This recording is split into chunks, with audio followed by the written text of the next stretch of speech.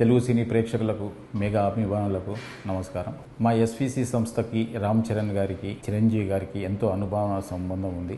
మా ఇద్దరి మధ్యలో చరణ్ గారికి నా మధ్యలో మంచి రిలేషన్షిప్ ఉంది. నేను అభిమానించే హీరోల్లో రామ్ చరణ్ గారు ఒకరు.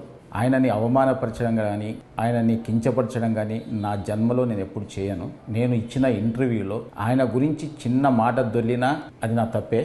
అది జరిగిందని అభిమానులు అనుకుంటున్నారు కాబట్టి వాళ్ళకి నిజంగా నేను క్షమాపణ చెప్తున్నా. చరణ్ గారికి కూడా క్షమాపణ చెప్తున్నాను. అంటే నాకున్న ఆయన రిలేషన్ని నేను పాడు చేసుకోదలుచుకోలేదు. ఎందుకంటే జనం ఈరోజు మాట్లాడుతున్న మాటలు కానీ బయట ట్రోలింగ్స్ కానీ అభిమానుల బాధలు కానీ నేను అర్థం చేసుకోగలను. ఎందుకంటే ఒక హీరోని అలా అన్నప్పుడు ఎవరు కూడా భరించలేరు. నేను అన్న ఇంటెన్షన్ అలా కాదు. మాకున్న రిలేషన్స్లో మాకున్న క్లోజ్నెస్లో నేను మాట దొర్లాను తప్ప ఆయనను అవమానపరచడానికి కాదు. మాకు మెగా హీరోలతో అందరితో మాకు మంచి సంబంధాలు ఉన్నాయి. వరుణ్ తేజ్తో ఒక ఫిదా కానీ, సాయి ధరమ్ తేజ్తో 2 సినిమాలు, చరణ్ గారితో 2 సినిమాలు చేశాం. చిరంజీవి గారు ఎప్పుడు మా రాజుగారితో కానీ నాతో ఎప్పుడు మాట్లాడుతూనే ఉంటారు. ఇలాంటి అనుబంధం ఉన్న వాళ్ళని అవమానించే పర్యంత మూర్ఖుని కాను నేను. దయచేసి అందరు అభిమానులు అందరూ అర్థం చేసుకోవాలి. సంక్రాంతికి గేమ్ చేంజర్ రిలీజ్తో పాటు సంక్రాంతికి వస్తున్నాం సినిమాని ఒప్పుకోకపోయి ఉంటే, ఆయన చెయ్యొద్దు అని ఉంటే ఆ సినిమా రిలీజ్ అయ్యేది కాదు.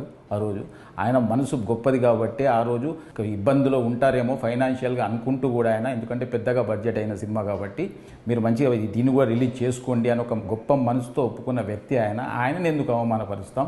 దయచేసి నేను ఆయన మాటలు కానీ అపార్థం చేసుకుంటే ఫ్యాన్స్కి అందరికీ నేను క్షమాపణ చెప్తున్నా. దయచేసి మా రిలేషన్ పాడు చేయొద్దు. మాకు మళ్ళీ నెక్స్ట్ ఒక ప్రాజెక్టు రెడీ అయింది. నెక్స్ట్ చరణ్ గారితో సినిమా తీయబోతున్నాం. అలాంటిది అనవసరంగా మా ఇద్దరి మధ్య ఈ అభిప్రాయ భేదాలు తీయకండి అని అందరినీ వేడుకుంటున్నా. చూసిన ఆంధ్ర ప్రేక్షకులందరూ కూడా గమనించాలి. నాకు చరణ్ గారికి మంచి రిలేషన్ ఉంది. నేను ఆయన గురించి ఎప్పుడు తప్పు మాట్లాడను. ఇచ్చిన ఫస్ట్ ఇంటర్వ్యూ కాబట్టి కొంచెం నాకు తెలియకుండా కూడా ఏదో మాట దొర్లిందేమో, అలాంటిది కూడా ఏదైనా అర్థం చేసుకోవాలని అందరికీ కోరుకుంటున్నాను. Thank you very much.